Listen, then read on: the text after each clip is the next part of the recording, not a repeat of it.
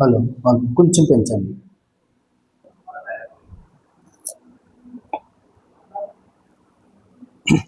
Hello hello నచ్చు hello కలుగునుగాక. కూడి వచ్చిన మీ అందరికి కూడా పేరు పేరు చెప్పిన వందనాలండి. మరి చిన్న ప్రార్థన చేసుకుని మనము వాక్యంలోకి వెళ్దాం. స్తోత్రమునైన పరిశుద్ధుడ మహోన్నతమైన మా తండ్రి, స్తోత్ర. ఇదిగోనైనా సమయంలో కొద్ది నిమిషంలోని లేఖనము ద్వారా మాతో మాట్లాడండి, నన్ను మరుగుపరచండి. మాతో అందరితో కూడా మాట్లాడి సహాయం దయచేస్తారని నమ్మచ్చు. పరిశుద్ధాత్మ దేవుడు నిత్యముగా నేను అందరితో మాట్లాడి మమ్మల్ని సర్వసత్యములోకి నడిపిస్తారని క్రీస్తు వారి పేరట మిమ్మల్ని అడిగి వేడుకుంటున్నాము తండ్రి. ఆమేన్ ఆమేన్. మరి అవకాశం ఇచ్చిన అక్కడికి ప్రత్యేకమైన వందనాలు, అతడు దైవశాఖలు కూడా ప్రత్యేకమైన వందనాలు. అయితే ఇవాళ మనము ఒక అంశం నేర్చుకోవడం వరకు మనం ప్రయత్నించేద్దాం. ఒక అంశం పేరేం పేరంటే, దయచేసి అవకాశం రాసుకోవడం వరకు ప్రయత్నం చేయండి. మన అంశం పేరేంటంటే, పరిశుద్ధముగా ఎందుకు బ్రతకాలి, ఎలా బ్రతకాలి. పరిశుద్ధముగా మనం అసలు ఎందుకు బ్రతకాలి, ఎలా బ్రతకాలి, ఈ రెండు కూడా మీరు జాగ్రత్తగా రాసుకోవడం వరకు ప్రయత్నించేయండి. అసలు మనుషులమైన మనందరం కూడా పరిశుద్ధముగా ఎందుకు బ్రతకాలి ఒకటి, రెండవదిగా ఎలా బ్రతకాలి, ఈ రెండు విషయాలు కూడా నేర్చుకోవడం వరకు మనం ప్రయత్నించేద్దాం. అయితే మనము అసలు పరిశుద్ధంగా ఎందుకు బ్రతకాలి ఒకటి, రెండోది ఎలా బ్రతకాలి. సహజంగా మరి ప్రతి సేవకుడు కూడా మనం పరిశుద్ధంగా బ్రతకాలి, పరిశుద్ధంగా బ్రతకాలని బోధిస్తారు. బైబిల్ కూడా అదే చెప్తుంది. అయితే మరి ఎలా బ్రతకాలి, పరిశుద్ధంగా ఎలా బ్రతకాలి. ఉదాహరణ మనకు ₹1 అప్పు ఉందనుకోండి, అందరూ తీర్చాలనే చెప్తారు. ఎలా తీర్చాలో చెప్పేవారు కూడా మనకి కావాలి. అయితే ఇవాళ ఒకటి, పరిశుద్ధంగా మనం ఎందుకు బ్రతకాలి, ఎలా బ్రతకాలి అనే దానికోసం కూడా నేర్చుకుందాం. సహజంగా ఇందులో 2 వర్తమానాలు ఉంటాయి. దేవుడి చిత్తమైతే మరొక వర్తమానం కూడా నేను చెప్తాను. ఈ మొదటి వర్తమానం వినడం కొరకు మనం ప్రయత్నించేద్దాం. మొట్టమొదటిగా అసలు మనం పరిశుద్ధంగా ఎందుకు బ్రతకాలి అని చూసినప్పుడు, పేతురు రాసిన మొదటి పత్రిక 1వ అధ్యాయము 14వ వచనంలో ఏముందండి? నేను పరిశుద్ధుడై ఉన్నాను కనుక మీరు పరిశుద్ధులని వ్రాయబడి ఉన్నది కాగా, మీరు విధేయులకు పిల్లలై మీ పూర్వ అజ్ఞాన దశలో మీకున్న ఆశను అనుసరించి ప్రవర్తింపగా మిమ్మల్ని పిలిచిన వాడు పరిశుద్ధుడైన ప్రకారము మీరు సమస్త ప్రవర్తన యందు పరిశుద్ధులై ఉండుడి. ఇందుకే మనం ఎందుకు పరిశుద్ధులుగా ఉండాలి అంటే, మనం ఏ దేవుడిని అయితే ఆరాధిస్తున్నామో, ఏ దేవుడి దగ్గరికి మనం వచ్చామో ఆయన ఎవరంటండి? ఆయన పరిశుద్ధుడంట. సరే, ఆయన దేవుడు కాబట్టి ఆయన పరిశుద్ధుడు. మరి మనం ఎలా పరిశుద్ధంగా ఉండగలుగుతాం? అసలు మనం ఎందుకు పరిశుద్ధులుగా ఉన్నాం? ఆయన దేవుడు, ఆయనతో మనకు పోలికేంటి? అసలు మనం ఎందుకు పరిశుద్ధంగా బ్రతకాలి అని అడిగితే గనక, అసలు మనం ఎందుకు పరిశుద్ధంగా బ్రతకాలని మనం ప్రశ్నించుకుంటే గనక, ఇంకొక వచనం కూడా చూడండి. హెబ్రీయులకు రాసిన పత్రిక 12వ అధ్యాయము, హెబ్రీయులకు రాసిన పత్రిక 12వ అధ్యాయం 14వ వచనం చూడండి. అందరితో సమాధానమును పరిశుద్ధతయు కలిగినకు ప్రయత్నించుడి. పరిశుద్ధత లేకుండా ఎవడును ప్రభును చూడడు. చూసారండి, అసలు మనం ఎందుకు పరిశుద్ధంగా ఉండాలి అంటే, పరిశుద్ధత లేకుండా ఏం చేయలేమంటండి? ప్రభువుని అనగా దేవుణ్ణి మనము చూడలేము, దేవుణ్ణి మనం అనుభవించలేము. దేవుని మందిరంలోకి వస్తున్న మనము దేవుణ్ణి చూడగలము. ఎలాగో చూడగలమంటే, ఏ రకంగా మనం చూడగలమంటే, దావీదు మాట చెప్తున్నాడు చూడండి. అపోస్తుల కార్యములో దావీదు గురించి ఒక మాట పేతురు గారే చెప్తున్నాడు. ఈ మాట అపోస్తుల కార్యాలు 2వ అధ్యాయము 25వ వచనం చూస్తే కనుక, అపోస్తుల కార్యము 2:25, ఆయన గూర్చి దావీదు ఇట్లను, నేను ఎల్లప్పుడూ నా ఎదుట ప్రభువును చూచుచుంటిని. ఆయన నా కృపాశమున ఉన్నాడు గనుక నేను కదల్చబడను. కావున నా హృదయము ఉల్లాసించును, నా నాలుక ఆనందించును. దావీదు అని ఆయన ప్రతి దినము కూడా ఎవరిని చూస్తున్నాడండి? ప్రభువును చూస్తూ ఉన్నాడంట. ఇది యేసుక్రీస్తు వారి గురించిన ప్రవచనమైనప్పటికీ కూడా దావీదు గారు కూడా ప్రతి దినము దేవుని చూస్తున్నాడంట. ఎలా చూస్తున్నాడు? ఆ దైవాన్ని అనుభవిస్తున్నాడు. దేవుడితో గడిపే విధానము, దేవుడితో నడిచే విధానము. మనం ఆనోకు గురించి కూడా చూస్తాం కదండి. ఆనోకు దేవునితో నడిచెను. ఇక్కడ దేవుడు ఎలా నడిచాడంటే, దేవుడు పక్కపక్కలకి నడిచాడా? నడవలేదు. కానీ ఎలాగంటే అనుభవించడం, దేవుడితో కలిసి వెళ్ళే విధానము. అది మనం దేవుడి మందిరానికి వస్తున్నాం కదండి. ఎందుకు వస్తున్నాం? మనం లోకంలో చాలా మంది తిరుగులాడుతున్నారు కదా. ఆ సంతోషము, ఆ ఆనందం మనము కూడా అనుభవిస్తాం. అంటే మనం దేవుడు చూడలేదా? మనం కూడా దేవుడు చూస్తున్నాం. ఎలా చూస్తున్నాం? విశ్వాసము ద్వారా దేవుని మనం చూస్తున్నాం. విశ్వాసంతో దేవుని అనుభవిస్తున్నాం. అంటే జాగ్రత్తగా మనం అర్థం చేసుకోవాలి. అందుకే 51 కీర్తనలు ఇలా మనం చదువుకున్నాం. దావీదు కూడా 51 కీర్తనలు పశ్చాత్తాపడుతూ నాకు మరలా శుద్ధ హృదయం కలగజేయి అన్నాడు. బాధపడుతున్నాడు కదండి.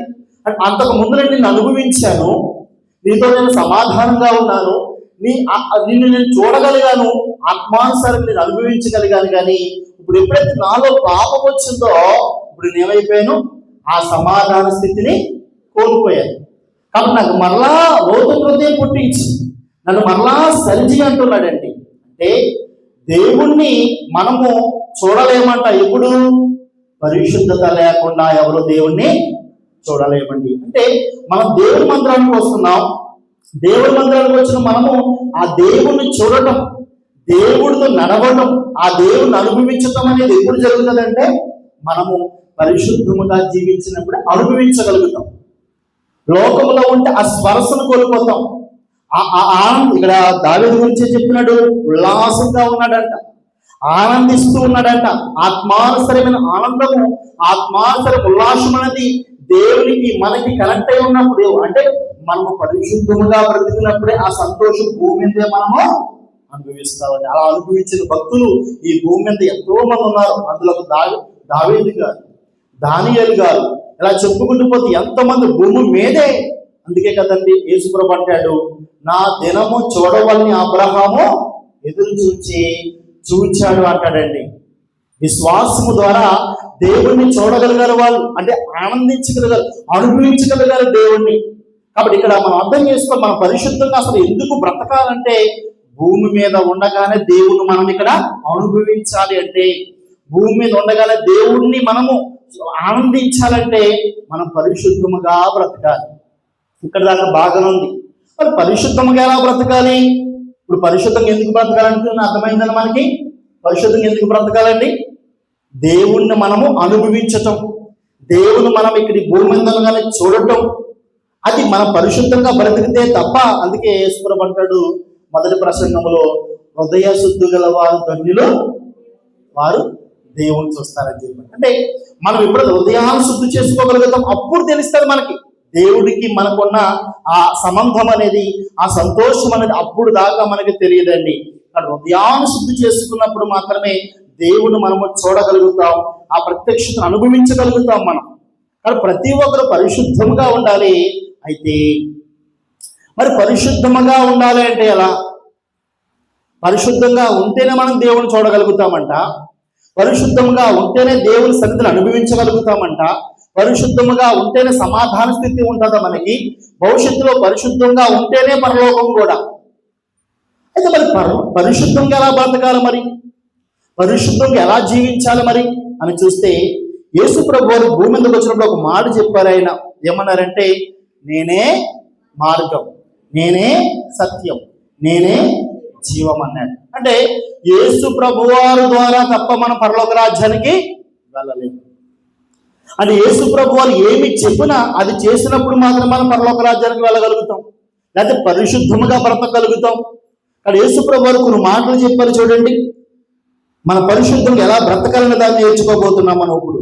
మత్తయి సువార్త 10వ అధ్యాయము, మత్తయి సువార్త 10వ అధ్యాయము 37వ వచనం. 10:37. 37. పాత్రుడు కాడు, కుమారునైనను కుమార్తెనైనను నాకంటే ఎక్కువగా ప్రేమించేవాడు నాకు పాత్రుడు కాడు. తన సిలువును ఎత్తుకుని నన్ను వెంబడింపబడు నాకు పాత్రుడు కాడు. తన ప్రాణం రక్షించుకున్నవాడు దాన్ని పోగొట్టుకున్నాడు, కానీ నా నిమిత్తము తన ప్రాణమును పోగొట్టుకుని దాన్ని దక్కించుకున్నాను. ఇక్కడ యేసు ప్రభు వారి బోధ, యేసు ప్రభు వారు చెప్తున్న మాటలు నీకేం చెప్తానంటే, ఇప్పుడు మనము పరిశుద్ధముగా బ్రతకాలంటే ఏం చేయాలని దాన్ని యేసు ప్రభువే నేర్పిస్తున్నాడు, నేను కాదు. అది నేర్చుకుంటే తప్పనిసరిగా మనం పరిశుద్ధముగా బ్రతకగలము, ఈ లోకంలో ప్రభువును అనుభవించగలము, మరణానంతరము దేవుడి సన్నిధిలోకి మనము వెళ్ళగలుగుతామండి. అయితే ప్రభువుడు ఏమన్నాడంటే, నాక తండ్రినైనా కావచ్చు, తల్లినైనా కావచ్చు, కుమారునైనా కావచ్చు, కుమార్తెనైనా కావచ్చు, నాకంటే ఏం చేయకూడదంట, ఎక్కువగా ప్రేమించేవాడు నాకు పాత్రుడు కాడన్నాడు. అంటే వాళ్ళు ప్రేమించొద్దనట్లేదు, ప్రేమించొద్దన్నాడా? బైబిల్ సారాంశం అండి, తల్లిదండ్రులు నువ్వు సన్మానించాలి, నీ భార్యను నువ్వు ప్రేమించాలి, ఇవన్నీ కొట్టివేసినట్టు కాదు. ఇక్కడ ఏమన్నాడంటే, నాకంటే వారిని ఎక్కువ ప్రేమించుకుంటాను. నీ కుటుంబానికి నీకు మధ్యన ఎవరు ఉండాలి? నేను ఉండాలని చెప్తున్నాను. కాబట్టి అక్కడ ఏం చెప్తుంది, నాకంటే నీ కుటుంబాన్ని ప్రేమించదంటే ఎవరిని ప్రేమించమని? యేసు ప్రభు అనే దేవుణ్ణి ప్రేమించమని, తండ్రి అయిన దేవుణ్ణి ప్రేమించమని. ఎప్పుడైతే మనం దేవుణ్ణి ప్రేమిస్తామో యేసు ప్రభు వారు చెప్తున్నాడు, నేనే సత్యం, నేనే మార్గం, నేనే జీవమని. ఆయన ఏమి చెప్పినా పరలోక రాజ్యానికి మార్గం గుర్తుపెట్టుకోవాలండి, పరిశుద్ధతకు మార్గం మనం గుర్తుపెట్టుకోవాలి. కాబట్టి ఇక్కడ మొట్టమొదటిగా ఆయన ఏం చెప్తున్నా, మొట్టమొదటిగా మీరేం చేయాలి? నన్ను ప్రేమించాలి, అందరికంటే ఎక్కువ ప్రేమించాలన్నాడండి. అక్కడితో కాకుండా చూడండి, యోహాను సువార్త 21వ అధ్యాయము 13వ వచనం చూడండి. యోహాను సువార్త 21:15. వారు భోజనము చేసిన తర్వాత యేసు సీమోను పేతురును చూచి, యోహాను కుమారుడైన సీమోను, వీరికంటే నీవు నన్ను ఎక్కువగా ప్రేమించుచున్నావా అని అడుగుగా, అతడు అవును ప్రభువా, నేను నిన్ను ప్రేమించుచున్నానని నీవే ఎరుగుదు అని ఆయనతో చెప్పు. యేసు, నా గొర్రె పిల్లలను జ్ఞాపమని అతనితో చెప్పు. ఆయన యోహాను కుమారుడైన సీమోను, నన్ను ప్రేమించుచున్నావా? రెండవసారి అతన్ని అడగగా, అవును ప్రభువా, నేను ప్రేమించుతున్నానని నీవే ఎరుగుదు అని ఆయనతో చెప్పాడు. ఇలాగా మరొకసారి కూడా అడుగుతాడు, ఇలాగా 3 సార్లు ముమ్మారు అడుగుతున్నాడు, పేతురు నన్ను ప్రేమించుచున్నావా, పేతురు నన్ను ప్రేమించుచున్నావా అంటే అప్పటికే యేసు ప్రభు వారు చనిపోయారు, తిరిగి లెగిస్తారు, ఇంకా తండ్రి దగ్గరికి వెళ్ళిపోతున్నాడు. వెళ్ళిపోతూ యేసు ప్రభు వారు పేతురు గారికి ఏం చెప్తున్నట్టే, మొట్టమొదటిగా పెద్ద పెద్ద భారాలు పెట్టట్లేదు, పెద్ద పెద్ద లోతైన అంశాలు ఏమి చెప్పట్లేదు, మొదటగా నీవు నన్ను ప్రేమించుచున్నావా అన్నాడండి. దీన్ని బట్టి మనకేమర్థమవుతుందంటే, దేవుణ్ణి ప్రేమించాలి. మీకు పేతురు గారు అంతకు ముందు 2 సార్లు ప్రభు నీ కోసం బ్రతుకుతాను, నీ కోసం జీవిస్తానని సమస్తాన్ని విడిచిపెట్టిన వచ్చిన కూడా మళ్ళీ ఏమైపోయాడు? వెళ్ళిపోయాడు. ఫస్ట్ సారి వచ్చాడు, వెళ్ళిపోయాడు, మరలా వచ్చాడు, మరలా వెళ్ళిపోయాడు. ఇది థర్డ్ టైం అండి, ఇది 3వసారి. ఇప్పుడు లాస్ట్కి పరుగు ఏమన్నాడంటే, ఇంకా పరుగులేమి పెట్టగా నీవు వీరందరికంటే ఎక్కువ ప్రేమిస్తున్నావు. ఎందుకంటే సంఘము ప్రారంభములో పేతురు గారు ప్రారంభించాలి ఆ సంఘాన్ని. ఆ భారాన్ని దేవుడు పేతురు గారి మీద పెట్టాడు. మొదటగా ఉండి మనం ముందు వెళ్ళాలి. కాబట్టి మొదటగా పేతురు గారికి, తర్వాత శిష్యులు కూడా ఇదే వచ్చిన వర్తిస్తుంది, వీరందరికంటే నన్ను ఎక్కువ ప్రేమించుతున్నావా అన్నాడు. అంటే దీన్ని బట్టి మనకి ఏదో అర్థమవుతుంది, దేవుణ్ణి మనం ప్రేమించినప్పుడు తప్ప మనము ఈ లోకములో పరిశుద్ధముగా బ్రతకలేమని గుర్తుపెట్టుకోవాలి. అంటే ఎవరికంటే? ఈ ప్రపంచంలో తల్లి కంటే, తండ్రి కంటే, బిడ్డ కంటే, యావత్తు కుటుంబానికంటే, ప్రతి దానికంటే దేవుణ్ణి మనం ప్రేమిస్తే తప్ప మనము పరిశుద్ధముగా బ్రతకలేము అంటాడండి. మనం ఎన్ని విషయాలు నేర్చుకున్నాం. ఒకటికి పరిశుద్ధంగా ఎందుకు బ్రతకాలి అంటే పరిశుద్ధంగా బ్రతికితే తప్ప మనం దేవుణ్ణి చూడలేము, అనుభవించలేమని నేర్చుకున్నాం. పరిశుద్ధంగా ఎలా బ్రతకాలి అంటే కనుక ప్రభు చెప్తున్నాడు, నన్ను ప్రేమించు, నన్ను ప్రేమించు, ప్రేమిస్తే తప్ప నీవు నన్ను ఎదరికెళ్ళలేవు, నువ్వు ప్రేమిస్తే తప్ప నువ్వు పరిశుద్ధంగా బ్రతకలేవు అనే దాన్ని ప్రభు రివ్యూ చేస్తూ ఉన్నాడండి. ఇది మనకు అర్థం కావాలంటే ఇంకా ముందుకు చూద్దాం. చూడండి, ఈ మాట ఆయన ఎందుకు చెప్పాడు? మామూలుగా చెప్పాడా?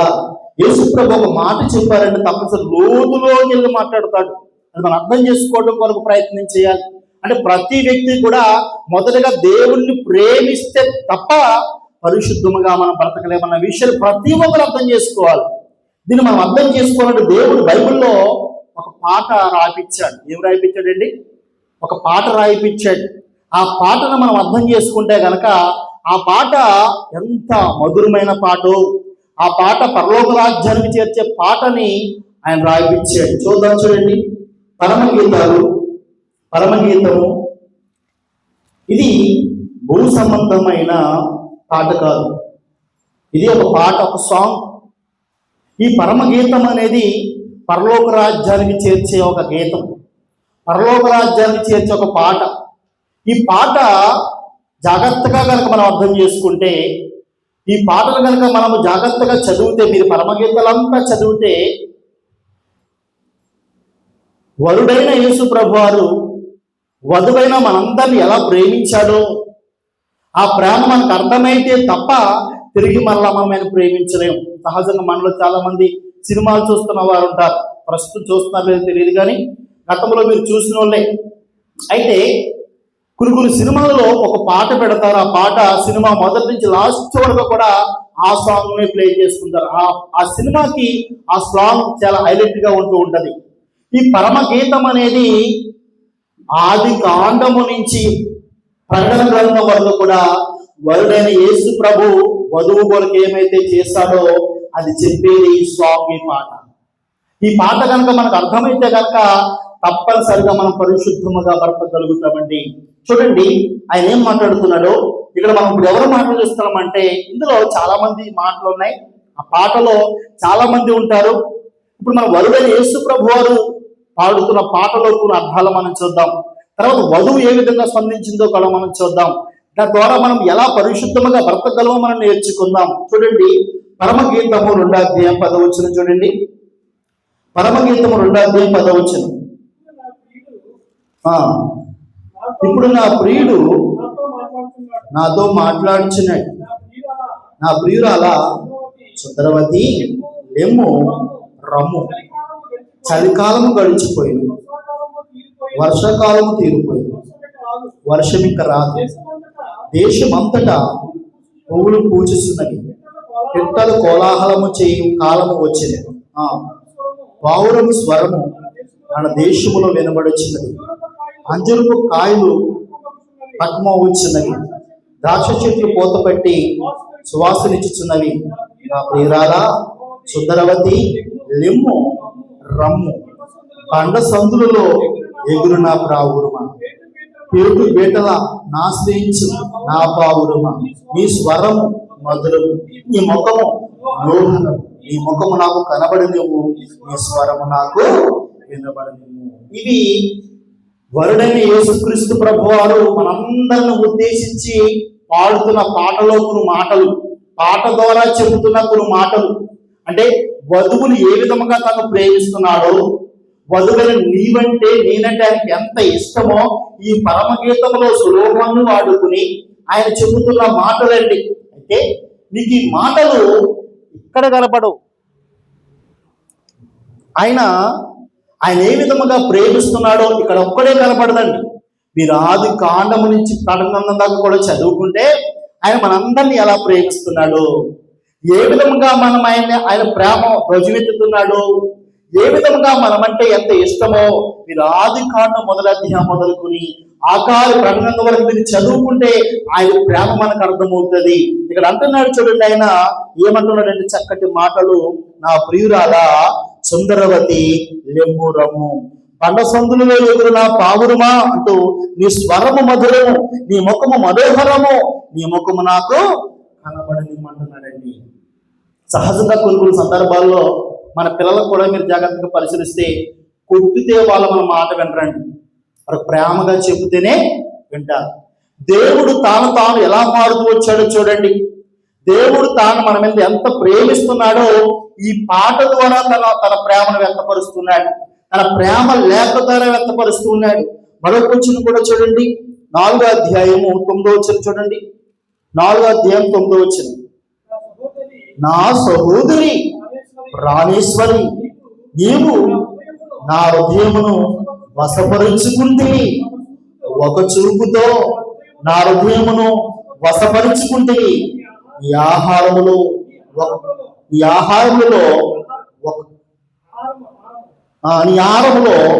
ఒకదాని చేత నన్ను వశపరుచుకుంటేవి. సహోదరి ప్రాణేశ్వరి, ఈ ప్రేమ ఎంత మధురము. చాలండి. ఇక్కడ యేసు ప్రభు వారి మాటలు ఇవి. యేసుక్రీస్తు వారు పాట ద్వారా పలుకుతున్న మాటలు. ఇదిగో సంఘమును చూసి నేను నిన్నును బట్టి ఆయన ఏమన్నాడంటే, నా సహోదరి ప్రాణేశ్వరి, నీవు నా హృదయమును వశపరుచుకుంటేవి. ఎవరెవరు వశపరుచుకున్నారంటండి? సంఘమైన మనము యేసు ప్రభు వారి హృదయాన్ని వశపరుచుకున్నామంట. యేసు ప్రభు పలుకుతున్న మాటలు, యేసు ప్రభు వారు చెబుతున్న మాటలు సంఘమును గురించి. ఇంకా ముందుకెళ్దాం చూడండి, ఇంకొక వచనం కూడా మనం చదువుదాం. 5వ అధ్యాయం 2వ వచనం చూడండి. 5:2 ఇదే, నేను ఎదురించితేనే కానీ నా మనసు మేలుకుని ఉన్నది. నా సహోదరి, నా ప్రియురాలా, నా పావురుమా, నిష్కలంకురాలా ఆలకింపుము. నా తల మంచుకు తడిసినది, నా వెంట్రుకలు రాత్రి కురియు చినుకులకు తడిసినవి. నాకు తలుపు తీయమనొచ్చు, నా ప్రియుడు వాకిట తట్టుచున్నాడు. సరిపోతుందండి. ఇక్కడ ఇది కూడా యేసు ప్రభు వారు ప్రియుడైన ప్రియురాలు కొరకు చెబుతున్న మాటలు. అంటే ఆయన ఏమన్నాడంటే, నేను నిద్రపోతున్నాను కానీ నా మనసు మేలుకునే ఉంది. మనకు తెలుసు కదండి, ఇశ్రాయేలు కాపాడువాడు ఉనకడు. ఇక్కడ మన జాగ్రత్తగా పరిశీలిస్తే, దేవుడు అనగా ప్రభువు నిన్ను బట్టి నన్ను బట్టి నిద్రిస్తున్నాడు కానీ ఆయన మనసు మేలుకునే ఉందంట. అంటే మన పట్ల ఆయనకి ఎంత ఆసక్తి ఉందో, మనల్ని ఎంత ప్రేమిస్తున్నాడో ఈ వచనంలో చెబుతూ ఉన్నాడు. అంతేకాక నా సహోదరి, నా ప్రియురాల, నా పావురుమా, నిష్కలంకురాల ఆలకింపుము, నా తల మంచుకు తడిసినది. ఈ సందర్భం ఏంటంటే, మనము ప్రకటన గ్రంథం 3:29 కూడా మనం చదువుకుంటాం. అక్కడ హృదయం అనే తలుపు ద్వారం నుండి తప్పించినాడంట. ఎవరైనా స్వరం విని ఆ తలుపు తీస్తారే వద్దామని ప్రభు, అంటే 3:21 అనుకుంటాం కదండి, 3:21లో గమనిస్తుంటాం వచ్చింది. అయితే మన జాగ్రత్తగా పరిశీలించండి. ఇక్కడ కూడా సందర్భం ఏంటంటే, ప్రభువు తాను నీ బట్టి నన్ను బట్టి ఏం చేస్తాడంటే అండి, ఇప్పుడు మనం ఇక్కడ ఉన్నాం, ఇక్కడ మనం నుంచున్నాం, ప్రభు మన ఎదురుకు వచ్చి మనం రూమ్లో ఉన్నాం, గదిలో మనం ఉన్నాం, గదిలో ఉన్న మనం బయటకు వచ్చి ఆయన ఏమన్నాడు, హృదయం అనే గదిలోకి వచ్చి, సహోదరుడా సహోదరి, నేను నీలోకి వస్తాను, నీ తలుపు తీ, నీ హృదయం అనే తలుపు ద్వారం తెరువు, నువ్వు నాకు కావాలి, నేను పరలోక రాజ్యం తీసుకెళ్తాను, నీకు మంచి జీవితాన్ని ఇస్తానన్నప్పుడు అక్కడ స్త్రీ ఏమంటుందంటే, సంగముగా పిలువబడుతున్నది, నేను వస్త్రాలు తీసిస్తే నాకు సమయం లేదు, తర్వాత రా అని గెట్టేసే దానిలాగా సంఘం అనగా మనుషులు కనబడుతున్నారు. అయితే అయినా సరే వరుడు అంటున్నాడు, అక్కడ నా తల మంచుకు కలిసిపోయింది. అక్కడ ఆయన అలంకార భాష మీకు అర్థం కావాలి అంటే, మీకు అర్థం కావాలంటే, మనం ఇంట్లో ఉన్నామండి, ఒకవేళ మనం ఇంట్లో ఉన్నప్పుడు బయటికి మన చుట్టాలు ఎవరో వచ్చారు, వచ్చినప్పుడు తలుపు తీయమంటున్నారు, వర్షం వచ్చేస్తుంది, బయట వర్షంలో తడిసిపోతున్నారు, వాళ్ళ మీద మనకు కోపం ఉంది. అయితే తలుపు తీయమంటే మనం తీయట్లేదు, కొడుతున్నారు, అమ్మ తలుపు తీ, అమ్మ సరే గొడవ అయిపోయింది తలుపు తీ అంటే తీయట్లేదండి. అలాగ చాలా చెప్పు కొట్టినప్పుడు మనకి ఏం కలుగుతుందండి, జాలి కలుగుతుంది కదండి, కలగదా? కానీ విచిత్రం ఏంటంటే, యేసు ప్రభు అనే ఆయన సంఘాన్ని ఎంత ప్రేమిస్తున్నాడంటే, ఆ హృదయం అనే తలుపు ద్వారం ప్రతి దినము కూడా వాక్యం ద్వారానో, సేవకుల ద్వారానో, సువార్తికుల ద్వారానో ప్రతి మనిషి దర్శిస్తున్నాడు మనుషులకు రావాలని. ఆయన మంచిని తలుస్తున్నాడు, వర్షాలను తలుస్తున్నాడు. అయినా సరే బరువు కనికరించలేదానికి మనకు కనబడుతుంది. ఇక్కడ మనం ప్రజెంట్ బరువు పలికిన మాటలే మనం చూస్తూ ఉన్నాం. అయితే ఈ వరుడు చెబుతున్న ప్రతి మాట ఈ పరమగీతాలలోనే కాదు, నువ్వు ఆది కాండం నుంచి ప్రకటనగా చదువుకుంటే వరుడైన యేసుక్రీస్తు ప్రభువారు దేవుడు నీ కొరకు నా కొరకు ఏమేమి చేశాడో ప్రతిదీ కూడా ఈ గ్రంథంలో ఉంది. అది మనము చదువుకున్నప్పుడు ఇదిగో వరుడు మనకి ఏమైతే చేశాడో వరువుగా మనకు అర్థమవుతుంది. ఇక్కడ వరుడైన యేసు ప్రభువారు అన్నాడు, ప్లీజ్ తలుపు తీయి, నేను లోపలికి వస్తాను అంటే ఇక్కడ వరువు తీసే స్థితిలో నేను తీయలేను, ఆ తీయటం కుదరదని చాలా కఠినంగా వ్యవహరిస్తూ ఉంది. చాలాసార్లు మనము కొంతమంది ప్రభువులు రండి అయ్యా మందిరంలో రాని పిలిచినప్పుడు చూడండి వాళ్ళు రారు, మనం చాలా బాధేస్తుంటది. ఎంతకాలం మనకే అంత బాధేస్తే మనం 2 సార్లు 3 సార్లు అడుగుతామని అంత మించి అడగం మనం. కానీ దేవుడు అనుక్షణం అనుదినము కూడా దేవుడు అంటండి కట్టుచున్నాడంట. మనం అడుగుతున్నాం కదండి, మరొకరిని ప్రేరేపిస్తున్నాడు, మరొకరిని ప్రేరేపిస్తున్నాడు. మనం ఇరిగే గ్రంథాలు చదువుకుంటాం, ఆయన పెద్దల కాడేరేగిసి అంటండి. ఇంకా మనుషులు ఎవరు లెగక ముందే ఆ దేవుడు పెద్దల కాడేరేగిసి ప్రవక్తలను పంపించేవాడంట. అనేక మంది మారు మనసు పొందాలని, వారు మార్పు చెందాలని. అంటే దేవుడి యొక్క తత్వము మనుషుని ఎంత ప్రేమించేవాడో మీకు అర్థం కావాలి. ఇంకొక వచనం కూడా చూడండి, ఇందులో పరమగీతాలు 8:7 వచనం చదవండి లాస్ట్ గా. పరమగీతాలు 8:7 వచనం. పరమగీతాలు 8:7 వచనం. అగాధ సముద్ర జలములు ప్రేమను ఆరంభచాలదు, నదీ ప్రవాహములు దాన్ని ముంచివే చాలవు. ప్రేమకి ఒకడు తన స్వాస్థ్యమంతా నిచ్చినను తష్కారముతో అతడు త్రోసివేయబడును. ఇక్కడ లాస్ట్ గా మనం చూస్తే ఏం కనపడుతుందంటే అగాధ సముద్ర జలములు ప్రేమను ఆర్పచాలదు. ఈ మౌత్ బాల్ ఆగిపోతుందంట.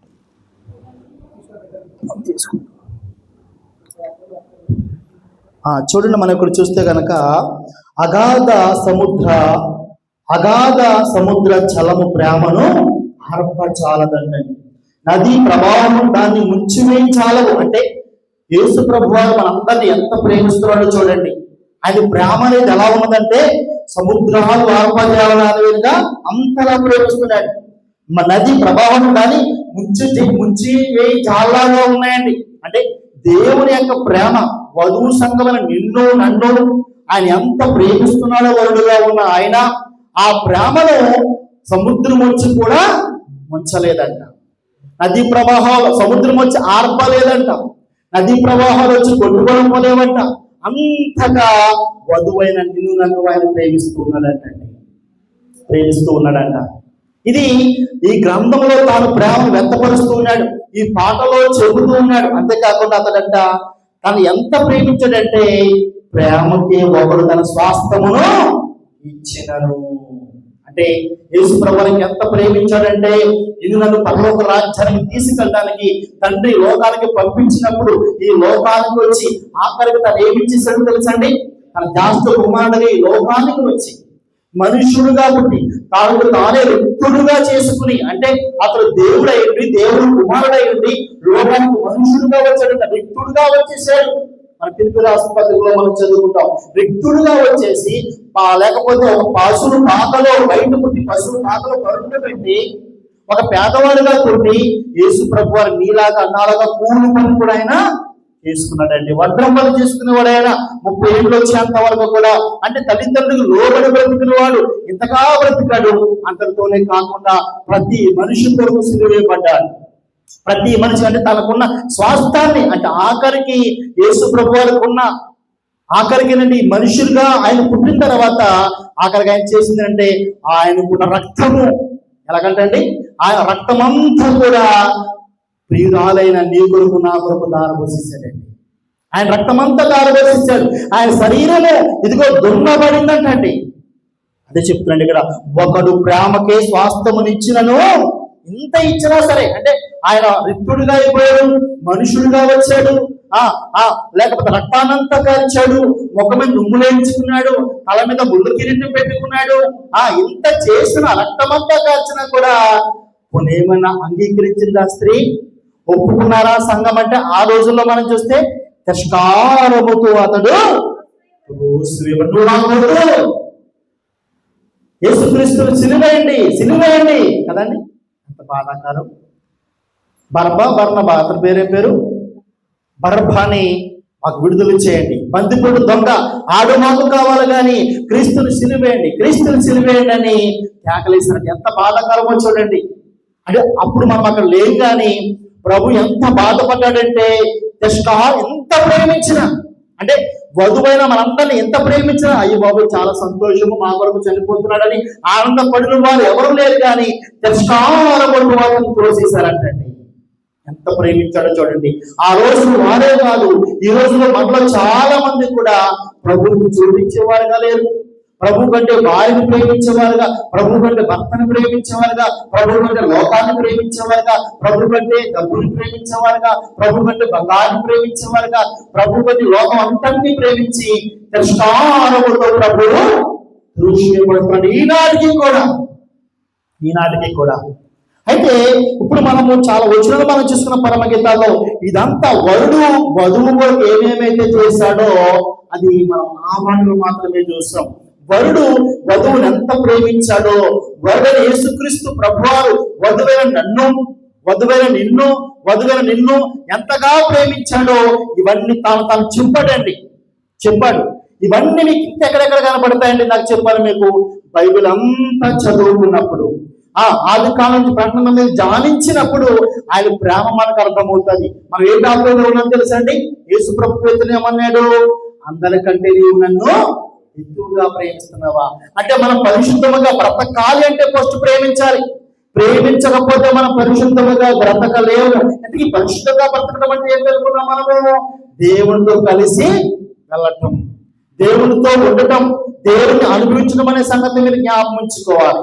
అయితే ఇక్కడ జాగ్రత్తగా మనం పరిశీలిస్తే ఇప్పుడు మనము ఆయన ప్రేమ మనకు అర్థం కావాలి. ఆయన ప్రేమ అర్థం అయినప్పుడే మనము తిరిగి మనం ప్రేమించగలుగుతాం. లేక మనం ప్రేమించలేమైంది. మరి ఆయన ప్రేమ మనకు ఎలాగ అర్థమవుతుంది? ఇదిగో ఆయన ఇచ్చిన ప్రేమ లేక పరిశుద్ధ గ్రంథం ఏదైతే ఉందో ఈ పరిశుద్ధ గ్రంథాలను దినము చదివినప్పుడు చూడండి. ఒక 2 వచనాలు మనం చదువుదాం. కీర్తన గ్రంథము 1వ కీర్తన 2వ వచనం చూడండి. 1వ కీర్తన 2వ వచనం టక చూద్దాం. 1వ కీర్తన 2వ వచనం. యెహోవా ధర్మశాస్త్రమునందు ఆనందించుచు దివారాత్రులు దాన్ని ధ్యానించిన వారు ధన్యుడు.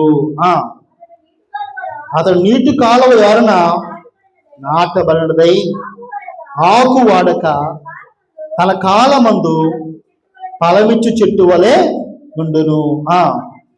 అతడు చేయనదంతయు సఫలమగును. ఇది చాలాసార్లు మనం భౌతికంగా అర్థం చేసుకుంటాం.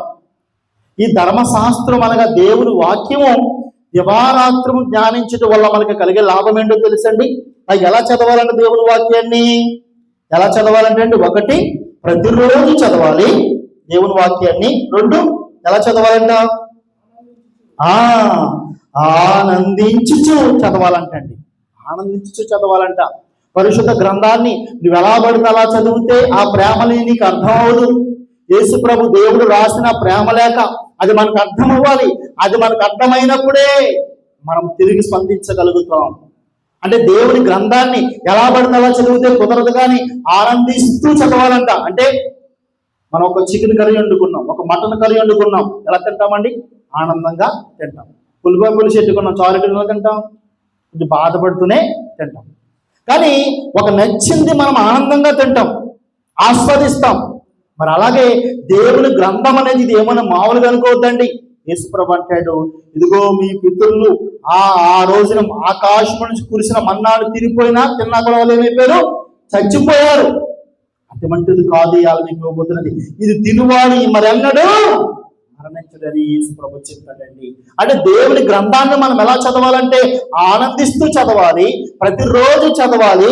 ఇంకొక మాట, చదవడం ద్వారా మనకి ఏంటంటే లాభము? జ్ఞానించాలి గ్రంథాన్ని.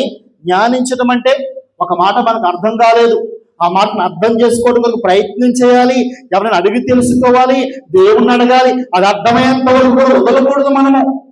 అప్పుడు మనం ఏమై ఉన్నామంట, ధన్యుడు అన్నాడండి, గొప్పవాడు అని చెప్తున్నాడు. ఇంకేంటంట, అతను నీటి కాలువ ఎవరన్నా నాటబడినదై ఆకు వాడక తన కాలమందు ఫలమిచ్చి చెట్టు వలె నుండును, అతను చేయనిదంతయు సఫలమగును. ఈ రెండో వచనం సహజంగా మనం ఏమనుకుంటామంటే, ఏదో గ్రంథం చదవటం ద్వారా, వాక్యం చదవటం ద్వారా మనం ఏదో లోకానుసారంగా మనకి ఏదో అయిపోతుంది అనుకున్నాం.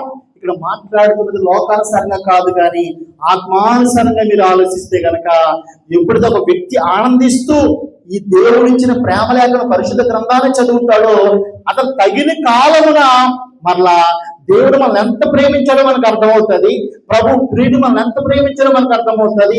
అప్పుడు తిరిగి మనం తగిన కాలాన్న, అంటే ఇవాళ ప్రభులోనికి వచ్చాం, ఇవాళ బాప్తిసం పొందుకున్నాం, మళ్ళా నుంచి మనం ఏదో గొప్పవాళ్ళమైపోం, మళ్ళా నుంచి మనం ఏదో ఆ దేవుళ్ళో మరి మూర్ఛల్లిపోము.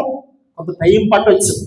తగిన కాలమున అంటే ఆ గ్రంథాన్ని చదువుకుంటూ, దేవుడు రాసిన ప్రేమలేఖన మనం చదువుకుంటూ, ఆ పరిశుద్ధ గ్రంథాన్ని చదువుకుంటూ ఉన్నప్పుడు అతడు నీటి కాలువ ఓరన నాటబడినదై, ఒక నీటి పక్కన ఉన్న చెట్టు ఎలాగైతే పచ్చగా ఉంటుందో, తర్వాత ఫలించే చెట్టుగా ఉంటుందో, అలాగే ఆత్మానుసారమైన జీవితంలో మనము పరిశుద్ధముగా బ్రతకాలంటే, దేవుణ్ణి మనము ప్రేమించాలంటే, ఆ గ్రంథపు మాటలు జాగ్రత్తగా చదువుకున్నప్పుడు తగిన కాలమున మనము ఫలించో చెట్టు వలె ఉంటామండి. హల్లెలూయా. ఇది ప్రతి ఒక్కరు కూడా అర్థం చేసుకోవాలి. అంటే దేవుడు ఇచ్చిన ప్రేమ లేక పరిశుద్ధ గ్రంథం ఏంటి అనుకున్నారు? ఏదో మనిషికి టైం పాస్ ఇచ్చాడు అనుకున్నారా? లేదండి, ఇది దేవుడిచ్చిన అపారమైన ప్రేమ లేక, అపారమైన పరిశుద్ధ గ్రంథం. ఇది చదవటం ద్వారా దేవుని మనస్సుది, దేవుని ప్రేమ తను వ్యక్తపరిచిన మాటలవి. ఇవి నువ్వు చదువుకోవడం ద్వారా తగిన కాలంలో మనం రిటను తిరిగి ప్రేమిస్తావు, ఎట్లా మన దేవుణ్ణి ఆరాధిస్తావు. నువ్వు ఇంకా ఈ లోకంలో దేవుని ప్రతి దాన్ని విడిచిపెట్టి ఆయన విషయంలో నువ్వు మూర్ఛల్లిపోతావు. అదే మనం సెకండ్ పార్ట్ దగ్గర చూస్తాము. పరమగీతాలు మీకు చూపిస్తాను నేను. ఇంకో వచనం కూడా మనం చూద్దాం, చూడండి, ఇంకో వచనం కూడా మనం చూద్దాం. యెషయా గ్రంథము 34వ అధ్యాయము 16వ వచనం. యెషయా గ్రంథం 34:16. ఈ దేవుని యొక్క పరిశుద్ధ గ్రంథము మనం ఎలా చదవాలో కూడా అక్కడ చెప్తారు, చూడండి. యెషయా గ్రంథము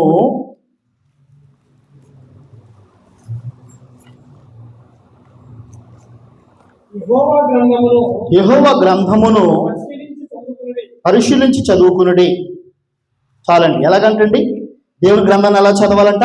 పరిశీలించి చదువుకోవాలి. సహజంగా ఈ మాట చాలా ఈజీగా మనం తీసేస్తాం, కానీ ఒక శాస్త్రవేత్తలు చూడండి, ఇవాళ భూమి తిరుగుతుందని ఎలా కనిపెట్టారు?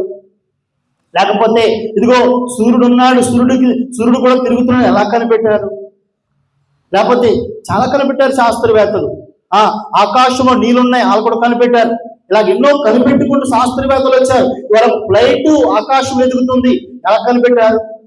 మనం ఇవాళ కార్లో వెళ్తున్నాం ఎలా కనిపెట్టారు? ప్రతి దాన్ని పరిశీలనగా చేశారు. పరిశీలించి ప్రతి దాన్ని చేయగలిగారు వాళ్ళు. కంగారు అవ్వలేదు అవి. మన ఆత్మానుసారమైన జీవితంలో కూడా మనమును దేవుణ్ణి తిరిగి ప్రేమించాలి. అంటే మొట్టమొదటిగా ప్రేమిస్తే తప్ప మనం పరిశుద్ధంగా బ్రతకలేము.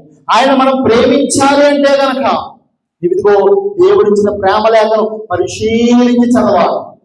దేవుని మాటలు పరిశీలించి చదవాలి. నువ్వు కంగారుగా చదువుకుంటే నీకు ఏమీ కూడా అర్థం కాదండి. ఇది యెషయా గ్రంథము 28:10 చూడనన్న. ఇది యెషయా గ్రంథం 28:10.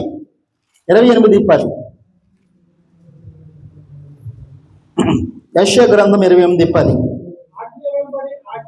ఆజ్ఞ వెంబడి ఆజ్ఞ, ఆజ్ఞ వెంబడి ఆజ్ఞ, సూత్రం వెంబడి సూత్రము, స్తోత్రం వెంబడి స్తోత్రము, కొంత ఇచ్చట కొంత అచ్చట చెప్పుచున్నాడని వారు అనుకుందరు.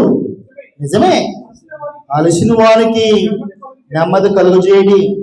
ఇదే నెమ్మది, ఇదే విశ్రాంతి తాను చెప్పువాడు నతివాని పెదవుల చేతను అన్య భాషతోను ఈ జనులతో మాట్లాడుచున్నాడు. అయినను వారు వినలైరి, కావున వారు వెళ్ళి వెనకకు మొగ్గి విరగబడి చిక్కబడి పట్టబడినట్లు ఆజ్ఞ వెంబడి ఆజ్ఞ, ఆజ్ఞ వెంబడి ఆజ్ఞ, సూత్రం వెంబడి స్తోత్రం, సూత్రం వెంబడి స్తోత్రం. కొంత ఇచ్చట కొంత అచ్చట యెహోవా వాక్యం మీకు వచ్చెను. ఇది దేవుని వాక్యము మనకి ఎందుకు దేవుడు ఇచ్చాడంటే, ఈ పరిశుద్ధ గ్రంథం అనే ప్రేమలేక మనకి ఎందుకు ఇచ్చాడంటే, మనిషి వినలేని వాడుగా ఉన్నాడు, నల్లలేని వాడుగా ఉన్నాడు. ఈ ఆజ్ఞ వెంబడి ఆజ్ఞ, స్తోత్రం వెంబడి స్తోత్రం మనం ఎప్పుడు చదువుకుంటామో, ఈ పరిశుద్ధ గ్రంథాన్ని పరిశీలించి మనం చదువుకుంటామో, ఆనందించి చదువుకుంటామో, మనకి ఏం జరుగుతుందో తెలుసండి? ముంగి విరగబడి చెక్కబడి పట్టబడినట్లు. మీకు అర్థమవుతుందండి? సహజంగా మనిషి అనేవాడు ఎటువంటి వాడు? పైన చెప్పారు కదా, లో బడ నల్లని మనిషి అండి. మనిషి అంటేనే లో బడనవాడు, అంటే దేవునికి చెక్కని వాడు మనిషి. ఎందుకంటే దేవుడు ప్రతి దాన్ని కూడా ఆయన స్వాధీనంలో పెట్టుకున్నాడు. నింగి, నేల, నిప్పు, నీరు, గాలి, పంచభూతాలు ఆయన చేతిలోనే ఉన్నాయి. విశ్వము ఆయన చేతిలోనే ఉంది.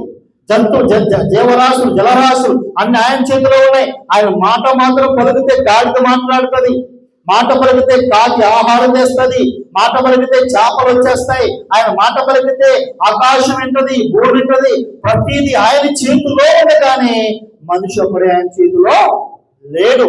ఎందుకంటే మనం ఆయన ప్రియ కుమారులుగా చేసుకున్నాడు కాబట్టి మనం స్వేచ్ఛగా వదిలేశాడు. ఈ భూమి మీద స్వేచ్ఛగా తిరగండి చెప్పాడు.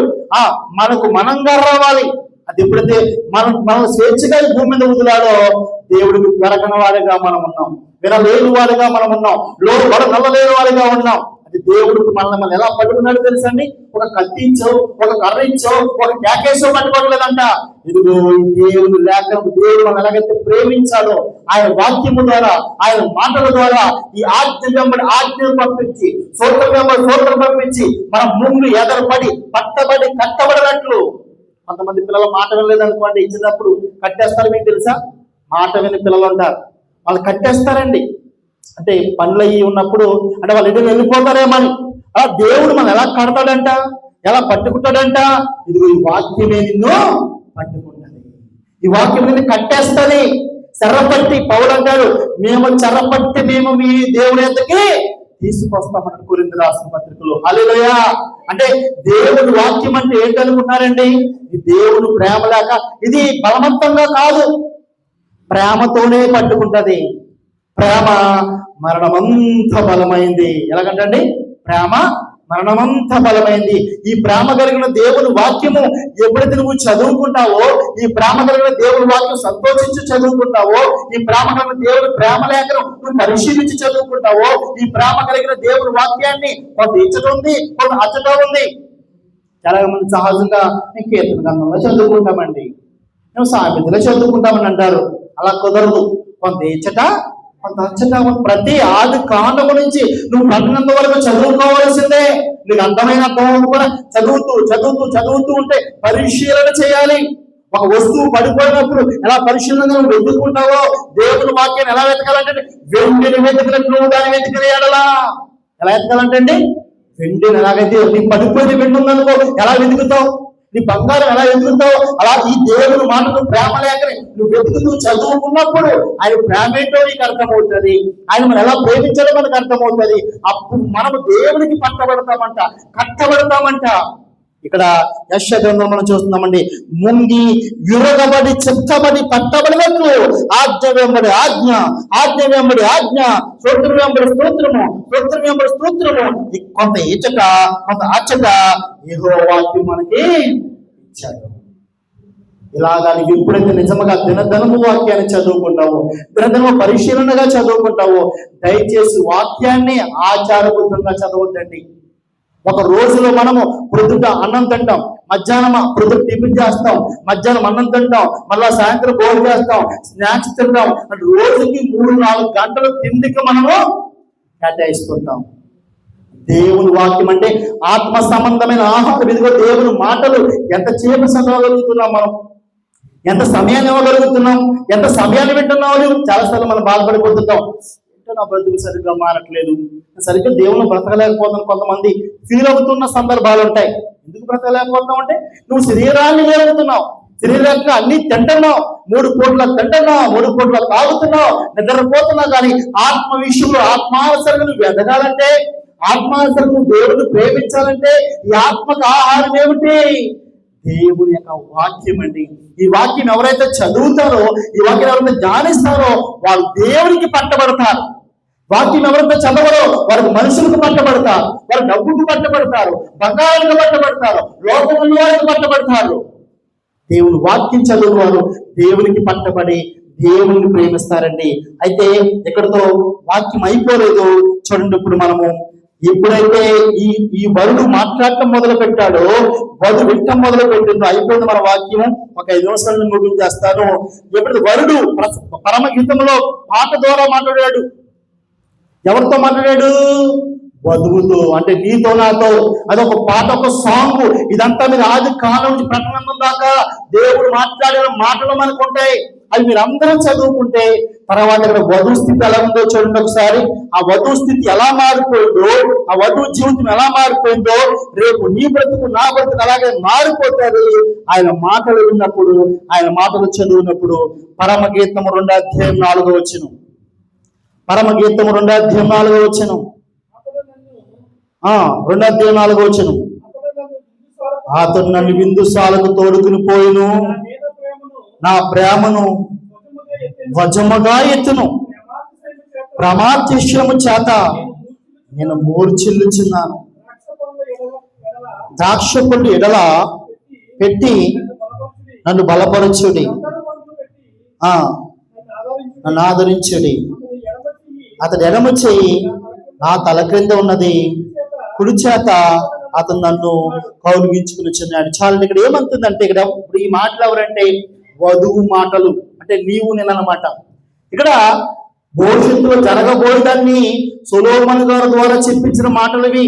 ఒక పాట ద్వారా అయిపోయిన చరిత్ర కాదండి, ఇది జరుగుతూ ఉన్నది చరిత్ర అంతా కూడా. ఈ జరగబోయే చరిత్రని సొలొమోను ద్వారా దేవుడు రచించిన మాటలు. మొదలుగా మనం ఎవరి మాటలు చూసామంటే వరుడు మాట్లాడిన మాటలు మనం ఇందాక చూస్తాం. వరుడు ఏ విధముగా తన ప్రేమను ఇస్తాడో, వరుడు ఏ విధముగా వధువును ప్రేమించాడో, నిన్ను ప్రేమించాడో ఆ మాటలు విన్నాం. తర్వాత వధువు స్థితి ఎలా ఉందంటే అండి, ఎప్పుడైతే ఆ వరుడు మాటలు విన్నదో, ఇప్పుడు వరుడు మాటలంటే ఏమని చెప్పుకున్నాం మనము? దేవుని పరిశుద్ధ గ్రంథము, వాక్యము. అది ఎప్పుడైతే మనం వింటామో, ఎప్పుడైతే చదువుతామో, అవి దేవుని ప్రేమ కలిగిన మాటలు. ఆ ప్రేమ కలిగిన మాటలు విన్నాక వధువు స్థితి ఎలా ఉందంటే అండి, అతడు నన్ను విందుశాలకు తోడుకుని పోయిను, నా మీద ప్రేమ ధ్వజముగా ఎత్తును. అప్పుడు స్త్రీ ఆమె పరిస్థితి ఏమైపోయిందంట? ప్రేమాతిశయము చేత నేను మూర్ఛిల్లుచున్నాను. ఏమైపోయిందంటండి? మూర్ఛిల్లిపోయిందంట. ఎవరు? వధువు అనగా నీవు నేను. ఎప్పుడు తెలుసా? ఆ వధువు ప్రేమించిన విధానం వధువురాలు చూసినప్పుడు వధువు ఏమైపోయింది? మూర్ఛిల్లిపోయింది. మూర్ఛిల్లిపోవడం అంటే తెలుసు కదండి, కొన్నిసార్లు వాళ్ళకి మూర్ఛ వస్తుంటుంది, పడిపోతారు, కింద పడిపోతే మనకేం తెలియదు. అంటే ఆ ప్రేమ ఎప్పుడైతే ఆమెకు అర్థమైందో మూర్ఛిల్లిపోయింది వధువు. వరుడు ప్రేమ అర్థమైనప్పుడు ఇంకా ముందుకెళ్ళా చూడండి. 3వ అధ్యాయము 1వ వచనం. 3వ అధ్యాయం 1వ వచనం. రాత్రి వేళ పరుండి ఉండి నేను నా ప్రాణప్రియుని వెతికినను అతడు కనబడకి ఉండును. నేను ఇప్పుడే లేచెదను, పట్టణం వెంబడి పోదును, సంత వీధుల్లోను రాజు వీధుల్లోను తిరుగుదును, నా ప్రాణప్రియుని వెతుకుదును అని నేను అనుకుంటేని. నేను వెతుకులను, అతడు కనబడలేదు. పట్టణమునందు సంచరించు కావలి నాకు ఎదురుపడగా నేను నా ప్రాణప్రియుని చూచితిరా అని నేను అడిగితిని. నేను వారిని విడిచి కొంచెం దూరం పోగా నా ప్రాణప్రియుడు నాకెదురు పడును. హల్లెలూయా. ఇక్కడ చూడండి, రాత్రి వేళ పరుండి ఉండి నేను నా ప్రాణప్రియుని వెతికినను అతడు నాకు కనబడకుండును. మీకు ఇందాక ఫస్ట్ హాఫ్ ఏం చేశారంటే వరుడు చెప్పిన ప్రతి మాటలో కూడా మీకు చెప్పాను. వరుడు మాట్లాడుతున్న వధువు స్పందించలేదు, వినలేదు. ఆ తర్వాత వరుడు ప్రేమ అర్థమైంది. ఆ మాటలు విన్న తర్వాత, ఆ మాటలు వధువుకు అర్థమైన తర్వాత ఇప్పుడు వధువు ఏ విధంగా స్పందిస్తుందంటే, వధువు అంటే సంఘము ఏ విధంగా స్పందిస్తుందంటే, ఇప్పుడు వధువు వెతుకుతుందేవాడిని. ప్రభు ఎక్కడ ఉన్నాడు? మీకు కొయ్యకు వచ్చిన కొత్తలో మరి మాలియా ప్రాంతానికి వెళ్ళాను. మాలియా ప్రాంతానికి వెళ్తే నిజంగా 2-3 వారాలు వెళ్ళాను. వెళ్తే చెప్తే నమ్మరు, ఏం అర్థం అవ్వట్లేదు. ఒక వాక్యం లేదు, నిజమండి. 2013లో మాట చెప్తున్నాను. మూడు నెలలు వెళ్ళాను, 4 నెలలు వెళ్ళాను, వెళ్తున్నాను వస్తున్నాను తప్ప వాక్యం లేదు, ఏమీ లేదు అక్కడ. అప్పుడు ఒకరిని అడిగాను, ఇలాగా వాక్యం ఎక్కడ దొరుకుతుంది, సరైన వాక్యం లేదు ఇక్కడ అన్నప్పుడు నేను మరొక చోటకి వెళ్ళటం జరిగింది. అంటే వధు ప్రేమ ఎప్పుడైతే అర్థమవుతుందో అప్పుడు ఏం చేస్తుంది వధువు? వరుణ్ణి వెతకటం మొదలు పెడతాం. అర్థమైనప్పుడు ఈ వధువుకు అర్థమైంది కాబట్టి వరుణ్ణి వెతకటం మొదలు పెడుతుంది. నా వరుడు ఎక్కడున్నాడని వెతకటం మొదలు పెడుతుందండి. అంటే ఇప్పుడు మీకు అర్థం కావాలి, మనం పరిశుద్ధముగా బ్రతకాలి అంటే దేవుడు ప్రేమ మనకు అర్థం కావాలి. అప్పుడు మనం దేవుడిని ప్రేమించి ఆయన వెతకటం మొదలు పెడతాం, ఆయన ప్రేమించడం మొదలు పెడతాం, పరిశుద్ధంగా బ్రతకటం మొదలు పెడతాం. ఇది మనకు అర్థం కావాలి. ఇంకా ముందుకు చూడండి.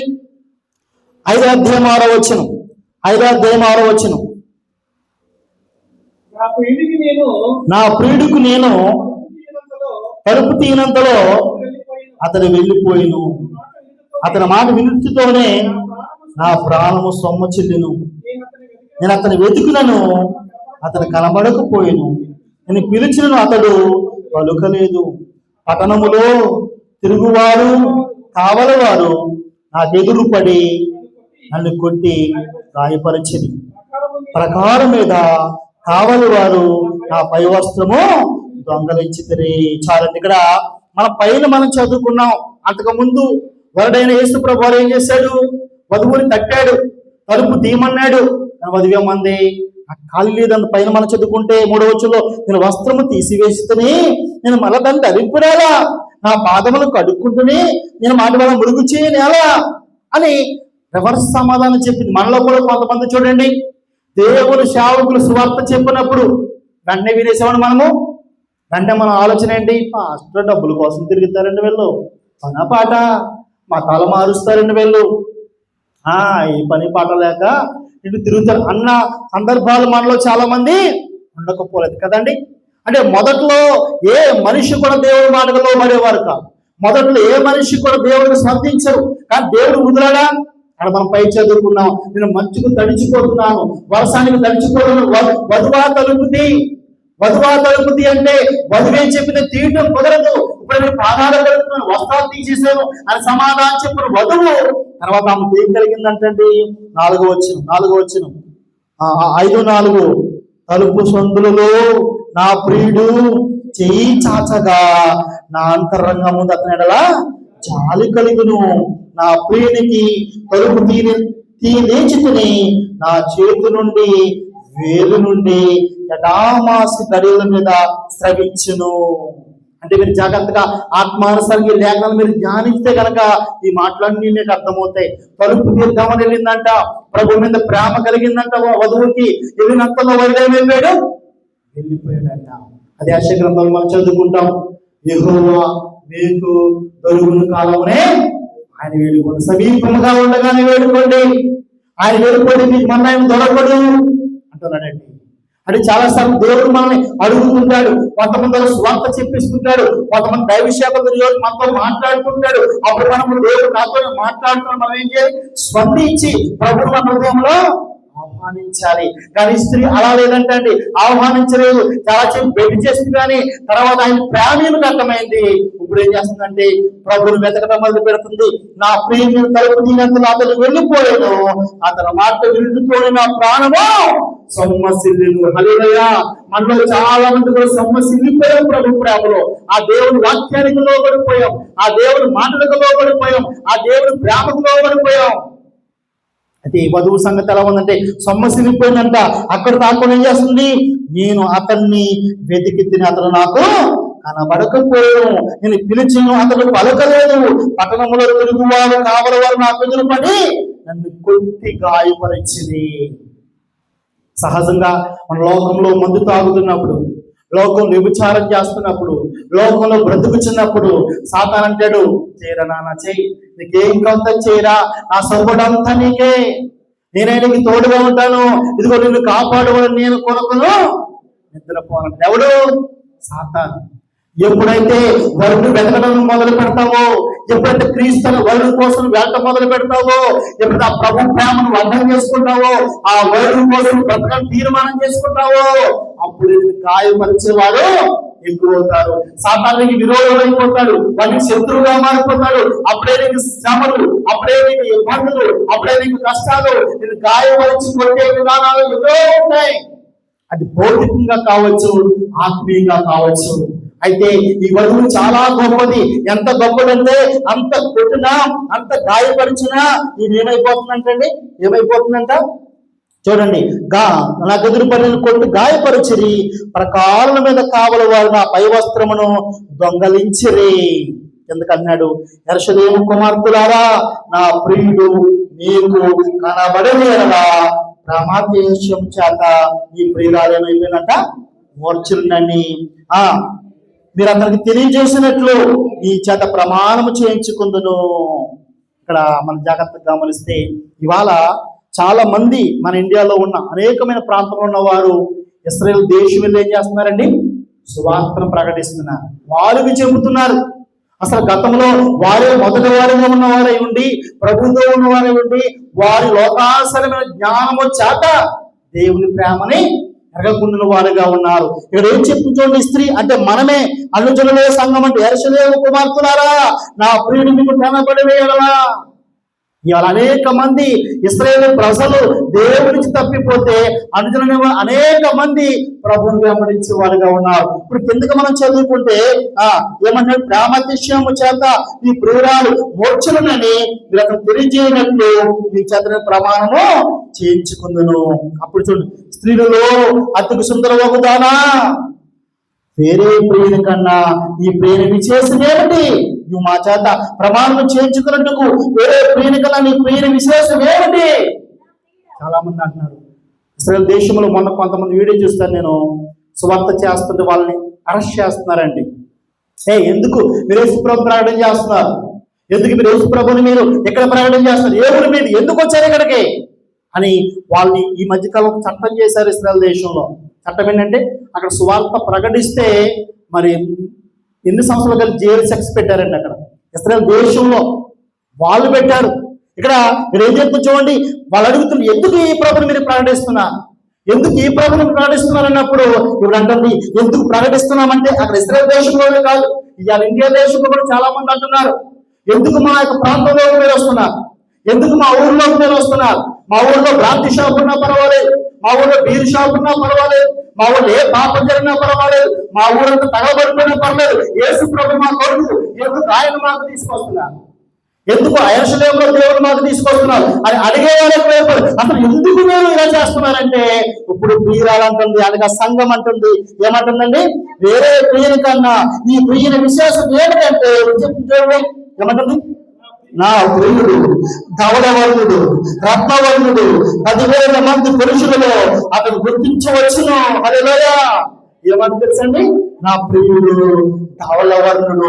ధవళవర్ణుడు అంటే అతను పరిశుద్ధుడు గలవాడు లేడు. హల్లెలూయా. అంటే యేసుక్రీస్తు వంటి మహా పరిశుద్ధుడు ఈ లోకంలో ఎవరైనా ఉన్నారా? ఆయన భూమి మీదకి వచ్చి 30 నాలుగు లోకంలో బ్రతికి ఆయన ఒకే ఒక ప్రశ్న ప్రపంచానికి, నాలో పాపం ఉందని మీలో ఎవరో నిరూపించగలరు, ఎవరైనా సాధించగలరా, ఎవరైనా చంపగలరంటే ఆ రోజు శాస్త్రులు, మనుషులు, లోకమంతా కూడా ముక్కు మీద వేసుకుందండి, ముక్కు మీద వేసుకుంది. అంటే జాగ్రత్తగా మీరు పరిశీలిస్తే యేసుక్రీస్తు ప్రభువు ఆయన ఇక్కడ వధువు చెప్తుంది. అంటే ఇవాళ మనమే చెప్తున్నాం అనేక మందికి, ఒరే మీరు ఎందుకురా అందులోకి వెళ్తారు, మీరు ఎందుకురా యేసు ప్రభు నమ్ముకుని మనం అంటున్నాము, ఎందుకు నమ్మగలమో తెలుసు సార్, ఇదిగో ప్రపంచం అనేక దేవతలు మేము మొక్కం, అనేక దేవుడు మేము మొక్కం, కానీ ఇటువంటి దేవుడు మేము ఎప్పుడు చూడలేదు, ఇటువంటి మనుషుల దేవుడు ఎప్పుడు చూడలేదు. ఈ నమ్మకం మాకు సమాధానం, ఈ నమ్మకం మాకు సంతోషం, ఈ నమ్మకం మాకు సంతృప్తి వచ్చింది. నా బ్రతుకు మారింది, నా జీవితం మారింది, నా కుటుంబం మారింది, ఇతరులంటే పరిశుద్ధులు లేరు అని ఇక్కడ స్త్రీ సంఘం చెప్తుంది. ఏమంటే నా ప్రియుడు ధవళవర్ణుడు, ధవళమంటే పరిశుద్ధులండి, తెల్లటి వాడు, అతను ఏమచ్చా లేదండి. రెండో వాడు ఏంటంటే రత్నవర్ణుడు. హల్లెలూయా. రెండోది ఏంటంటే యేసు ప్రభు రత్నవర్ణుడు, అతని కంటే గొప్పవాడు, అతని కంటే ఈ లోకంలో బంగారము కంటే, వెండి కంటే, వజ్రాల కంటే అతను మించిన విలువైన వాడు మరెవరు లేదండి. అతను నన్ను ఎలా కొన్నాడో తెలుసా, బంగారం ఇచ్చి కాదు, ఇదిగో నన్ను కొన్నాడు తెలుసా, డబ్బు ఇచ్చి కాదు, అతను ఇదిగో ఆయన స్వరక్త రక్తం ఇచ్చి నన్ను కొన్నాడు, అతను రత్నవర్ణుడు, అతను వంటి ఖరీదైన వాడు మరి ఎవరి లోకంలో లేరని ఇక్కడ వధువు చెప్పగలుగుతుంది. ఎలా వధువు ప్రేమించగలిగింది ఎవరినంటే, ఏ రకంగా ప్రేమించగలిగిందంటే, వరుడు మాటలు వధువుకు అర్థమైనప్పుడు వధువు తిరిగి మళ్ళా ప్రేమించగలిగిందండి. వరుడు మాటలు అంటే ఈ పరిశుద్ధ గ్రంథంలో మాటలు ఎప్పుడైతే ప్రతి వ్యక్తి చదువుతారో, ప్రతి ఒక్క వ్యక్తి ధ్యానిస్తారో, ఒక సమయాన్ని ఇస్తారో, ఈ వధువు మీరే మనందరం కూడా మోర్చల్లిపోతాం. ఈ లోకం ప్రతి దాన్ని కూడా అసహించుకుంటామండి. ప్రతి దాన్ని కూడా అసహించుకుని ప్రభువు కోసం బ్రతుకుతామండి, ప్రభువు కొరకు జీవిస్తామండి. మనల్ని ఎంతమంది ఆటంకపరిచినా, మనల్ని ఎంతమంది కాదనుకున్నా ప్రభువు కొరకు బ్రతుకుతూ ఈ లోకం అందరికంటే ఎప్పుడు మనం దేవుడిని ప్రేమించగలుగుతామంటే ఇదిగో ఆయన మాటలు మనకి అర్థమైనప్పుడే. ఇక్కడ వధువు ఎప్పుడు స్పందించిందో తెలుసా? వరుడు మాటలు అర్థమైనప్పుడే. వరుడు మాట్లాడినప్పుడు వధువు తిరిగి స్పందించింది. ఇవాళ మనము కూడా పరిశుద్ధముగా బ్రతకాలి అంటే గనక ఆయన ప్రేమ మనకు అర్థం కావాలి. ఈ పరిశుద్ధ గ్రంథాన్ని చదవాలి. పరిశుద్ధ గ్రంథాన్ని మీరు ఎంతైతే చదువుతారో ఆయన ప్రేమ మీకు అంత అర్థమవుతుంది. అప్పుడు మీరు తిరిగి ప్రేమించగలుగుతారు. లాస్ట్ ఒక వచనం చూసి మనము ముగించుకుందాం. 8వ అధ్యాయం 6వ వచనం పరమగీతాలు 8:6. ప్రేమ మరణమంత బలమైనది, ఈర్ష పాతాళమంతా దూరమైనది. ఈ లోకంలో మనందరము కూడా ప్రేమ మరణమంత బలమైందంటండి. అంటే యేసుప్రభు ఏం చెప్పాడండి? మనం ప్రారంభంలో చదువుకున్నాం కదా, పేతురుకి ఏం చెప్పాడు? నువ్వు వీళ్ళందరికంటే ఎక్కువ ప్రేమిస్తున్నావా అని అడిగాడు. నన్ను ప్రేమించాలి, నువ్వు అందరికంటే నన్ను ఎక్కువ ప్రేమించాలి అని అడుగుతున్నాడు. అంటే యేసుప్రభు చెప్తున్న మాటలు, ఒక వ్యక్తి దేవుణ్ణి ప్రేమించాలంటే, ఒక వ్యక్తి పరిశుద్ధముగా బ్రతకాలంటే, ఒక వ్యక్తి దేవుడితో నడవాలంటే మొదటిగా అతను దేవుణ్ణి ప్రేమించేవాడై ఉండాలి. ఇక్కడ అంత చూడ ప్రేమ ఎటువంటిదంటే మరణమంతా బలమైందంటే ప్రేమ మరణము కూడా లెక్క చేయదండి. ప్రేమ మరణాన్ని కూడా లెక్క చేయదు. ఈ మధ్యకాలంలో మనము చాలా చూస్తూ ఉన్నామండి. ఈ మధ్యకాలంలో అనేకమైన సందర్భాల్లో ఒక అమ్మాయి ఒక అబ్బాయిని ప్రేమించినప్పుడు, ఒక అబ్బాయి ఒక అమ్మాయిని ప్రేమించినప్పుడు మరి చూడండి, ఈ ముక్కు మొక్కం తెలియని ఒక అబ్బాయి కూడా ఒక అమ్మాయి వెళ్ళిపోతుందండి. ఎలా వెళ్ళిపోతుంది? ఏ రకంగా వెళ్ళిపోతుందంటే 18 ఏళ్ళు పెంచి 20 సంవత్సరాలు పెంచిన తల్లిదండ్రులు కాదని ఒక అబ్బాయి కూడా ఎందుకు వెళ్ళిపోతుంది? చాలా కాలంగా వెళ్ళిపోవట్లేదు. నిజముగా ఆమెలో ప్రేమను కలిగించాడు ఆ అబ్బాయి. వాడు అబద్ధాలు చెప్పాడో లేదో చెప్పాడో, ఏదో మొత్తానికి ప్రేమ కలిగించే మాటలు ఏదో చెప్పాడు, మాటలు గారడీ అయితే చేశాడు. కానీ మన ప్రభు మాటలు గారడీ చేసేవాడు కాదు. కానీ ఈ పరిశుద్ధ లేఖనం, ప్రేమ లేఖనం ఆయన రాశాడు. ఈ మాటలు నువ్వు చదివినప్పుడు నీ మనస్సు మారుస్తుంది, నీ హృదయాలు మారుస్తుంది, నీ తలంపులు మార్చి నీవు కూడా ప్రేమించే విధముగా చేస్తాడు దేవుని వాక్యం. నేను చెరపడుతుంది, ఆయన ప్రేమించే విధంగా చేస్తుందండి. ఈ మధ్యకాలంలో మనం చూసిన ఈ యొక్క అమ్మాయిలు చాలా చిన్న అమ్మాయిలండి. ఆడు కనుక 8 గంటలకు మనం వెళ్ళిపోదాం రేపంటే ఈ పాప 7 గంటలకే బ్యాగ్ సర్దుకుని రెడీగా ఉంటుంది కదండి. ఎందుకు రెడీగా ఉంటుంది? అతను ఆ రకంగా ఆమెకి చెప్పిన బోధ, చెప్పిన మాటలు, నేను అలా చేస్తాను, ఎలా చేస్తాను, అది చేస్తానని చెప్పి ఆ తర్వాత చూస్తాడు, చంపేస్తాడు, రెండో విషయం మొత్తానికి చెబుతున్నాడు. ఆ మాటలకు ఆమె ఏమైపోతుంది? బానిస అయిపోతుంది, అతని కోసం వెళ్ళిపోతుంది. ఇక్కడ కూడా మనం అదే చూస్తాం. ఈ వధువు గురించి కూడా మనం ఏం చూస్తామండి? ఆ ప్రేమ అర్థమైనప్పుడు ఈ వధువు కూడా మొర్చెల్లిపోయింది. వరుడు విషయంలో అంత ప్రేమించింది. ప్రేమ మరణమంతా బలముగా మారిపోయింది. చచ్చిపోతాను కానీ ఇక దేవుడి కోసం బ్రతుకుతానన్న సందర్భము ఇక్కడ వధువు మనకు కనబడుతుందండి. కాబట్టి మనందరం 2 విషయాలు ఇవాళ నేర్చుకున్నాము. అసలు పరిశుద్ధంగా మనం ఎందుకు బ్రతకాలంటే, దేవుని మనం చూడాలంటే పరిశుద్ధంగా బ్రతకాలి. ఈ లోకంలో దేవుడు మనం అనుభవించగలుగుతాము. అది అనుభవించే మనం చెప్పాలి. రుచి చూచి తెలుసుకోనండి యెహోవా ఉత్తముడు అంటాడండి. మనం పరిశుద్ధముగా ఆయన అనుభవించాలంటే మనం పరిశుద్ధముగా బ్రతికితే తప్ప ఆయన మనం చూడలేము. పరిశుద్ధముగా బ్రతకాలంటే దేవుడి వాక్యాన్ని చదవాలి, ఆయన ప్రేమ లేఖను చదవాలి. చదివినప్పుడే మనం పరిశుద్ధముగా బ్రతకగలుగుతాం, పరిశుద్ధముగా జీవించగలుగుతాం. కాబట్టి ఈ ఆత్మానుసారమైన జీవితంలో భౌతికమైన వాటికి ఎంతైతే సమయాన్ని ఇస్తున్నారో, మరి లోకంలో అనేకమైన వాటికి ఎంత సమయాన్ని ఇస్తున్నారో, ఈ ప్రేమ లేఖ దేవుడి వాక్యానికి కూడా సమయాన్ని ఇవ్వండి. దేవుడు రాసిన ప్రేమ లేఖను చదవండి. ఈ పరమగీతంలో అర్థం అదే. పరలోక రాజ్యానికి చేర్చే పరమగీతం. ఈ పరమగీతంలో వధువు ఏ విధముగా వేడుకోలు ఎదురు చూస్తుందో, మూర్ఛపోయిందో, అలాగే మనము కూడా ఈ లోకం ప్రతిదాన్ని విసర్జించి దేవుణ్ణి ప్రేమించినప్పుడు మనం పరిశుద్ధముగా బ్రతకగలుగుతాం. పరిశుద్ధముగా బ్రతుకున్నప్పుడే మనము దేవుణ్ణి అనుభవించగలుగుతాం. దేవుని చూడగలుగుతాం ఈ లోకంలో. రెండవదిగా పరలోక రాజ్యం కూడా మనము వెళతామండి. ఈ లోకంలో ఉండగల దేవుని సన్నిధిలోనే మనం ఇక్కడ దేవుని సన్నిధిని అనుభవించే వారిగా మనం ఉండాలి. ఈ మాటలు మన వెనుకలో దేవుడు దీవించి ఆశీర్వదించిన గాక. ఆమేన్, ఆమేన్.